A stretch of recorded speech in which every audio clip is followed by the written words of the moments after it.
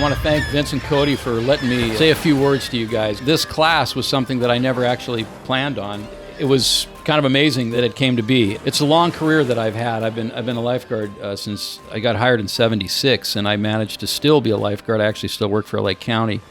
It's really neat when you can share some of the stuff that you have learned, and so this is like really an honor for me to be able to kind of share some of these things. I want to thank you guys for tuning into this. It says something about you that you'd be interested in this and that you'd want to better your skills and try to learn more about our profession.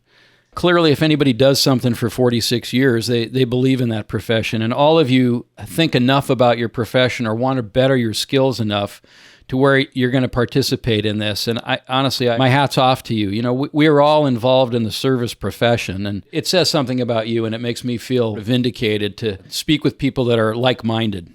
As an educator, it's kind of a funny thing. I teach an EMT class, and I've taught lifeguards for many, many years.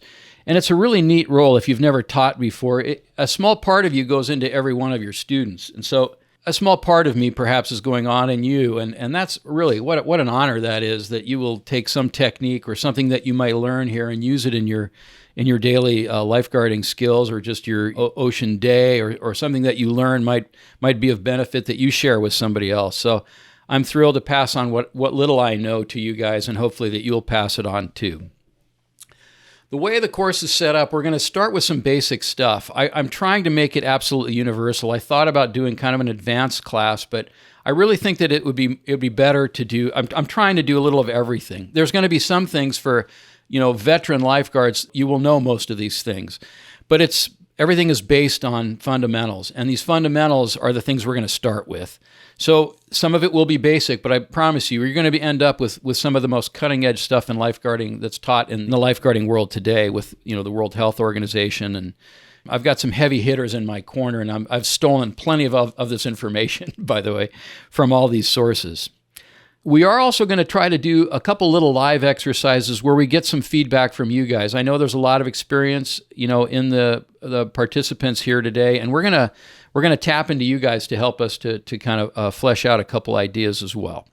So here we go. What a lifeguard knows. If you need to know about me, again, I started in '76. I retired from the state park lifeguards in 2021. I guarded at mostly San Clemente. I spent 7 years on the Sonoma coast, and then I finished my career as a full-time peace officer lifeguard in San Diego at Torrey Pines. I was one of the Corps Academy instructors for the State Academy for 25 years or so, and that was probably the funnest part of my job, just being able to educate, young rookies that are coming into the profession. And in 2002, I became an LA County lifeguard at the ripe old age of 44. I went through rookie school, and I still work for them out in Avalon, so that's pretty cool. Oh, and the EMS educator. Yeah, and I've had some success teaching, and I was actually awarded the EMS Educator of the Year for California in 2020, which I think that's probably the greatest honor that I've had as a teacher. So anyway, I say this not as any kind of, to inflate myself, just so that you trust the material, and hopefully, my pedigree is enough to where you'd say, well, maybe the guy knows a couple things, This is the disclaimer that we have here. Of course, attorneys are always involved. We're going to be talking about a lot of different techniques here, but when you work for your own agency, you have to follow your agency's protocols, and we're not about to trump their protocols. We're not about to tell you this is the right way to do it. We're suggesting that these are some of the ideas and techniques that are out there in the world today that are meeting with success. And if you are in a position where you may suggest to your staff, hey, listen, this is what I heard. This is what some people are doing. Perhaps you can incorporate it into your skill set to your agency. That's great. But we're not telling you this is the only way to do it. Again, we're just suggesting that some of the areas, some of the agencies are doing these things and meeting with some success. And the disclaimer here for RSM, the views expressed in this course and the pod. Legal Vince here. Oh, sorry. Yeah. All right. Yeah, just be careful. All right. If you're doing these like underwater activities, we've said this for all our courses, it's incredibly dangerous. So regardless of your skill level, you should be doing it at least with somebody that's experienced, or with a lifeguard or a trained professional that knows what the hell you're doing. Like Ed was saying about the course, there's a lot of risks involved with everything that we do. So we're not associated with the government or the military or the state parks. So follow those guidelines as well as you proceed in what you learn in this course. RSM Vince out. All right. Real great. So here's kind of an overview of what we're going to be going through. So we've divided into 7 basic sections. Roughly, más o menos, each one's about an hour. So, but it won't be a full hour, but like just roughly an hour. So this is kind of what you can look forward to. The first section is general lifeguard knowledge. Even if you're not a lifeguard, you're going to gain some knowledge from all these things that we're going to be talking about. So I think if you are a lifeguard, it's you're probably going to gain the most out of this. But if you're not, if you're just someone that loves the ocean, I know a lot of people have approached me and said, they have a lot of questions about the ocean. As lifeguards, we're interpreters. We're answering questions all day about the whales and the surf and everything else. So that would be good. Again, like number 2, if you are an ocean lifeguard, that's going to be great for you. I hopefully you'll pull down some things. Even the most veteran lifeguards should gather up a couple little nuggets of information or technique that might help. The last part of the course is the 80-day challenge. So if you are willing or wanting to become a lifeguard, we're going to set up a training program for you that I feel is pretty solid. And if you can follow that 80-day training program, all you have to do is figure out when the test date is for the agency you want to work for, count back 80 days and start. And I feel like physically you should be really prepared. That combined with what you're going to learn today, my gosh, I can't even imagine. You would breeze through an academy. It would, you'll be completely prepared. All you'd need is the medical stuff as the last little part of the trifecta. The ocean knowledge, the physical skills, and the medical stuff. So yeah, it's a good preparation to be a lifeguard. And I'll ask what is your goal in all of this? And it's something that's a completely arbitrary thing that is completely up to the individual. But we're going to try to address as many of those goals as I would envision them as possible.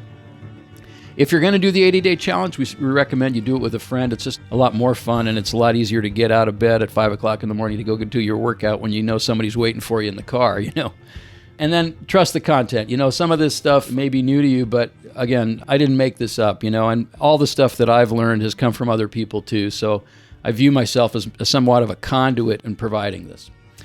So in the world of a lifeguard, if you are thinking about becoming a lifeguard, and the lifeguards already kind of know this, it is a tremendous profession. It is an unparalleled profession, and the rewards that have come to me in my life as a result of this profession are unsurpassed. The camaraderie, the working environment, my gosh, we get to go to the beach and work at the beach, a place where people pay to go on summer days. You get paid to be. It's remarkable.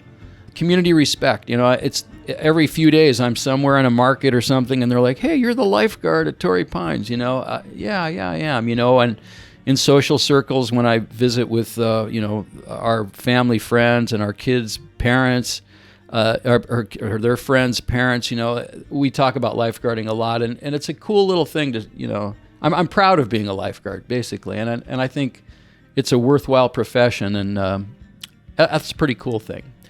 The lifestyle is unsurpassed. We are athletic. We are in the ocean every day. Our swimming, diving, the things that we do for fun are remarkable. Lifeguards tend to travel. We experience life sort of in the driver's seat. We are, I don't want to say thrill seekers, but we're grabbing life, and we're experiencing it. And being around a healthy, young population of people that are like that, it enhances your life too. The second to last thing on your bullet points there, making a difference. To some degree, we are all athletes, and I think becoming a lifeguard, you have to be somewhat of an athlete.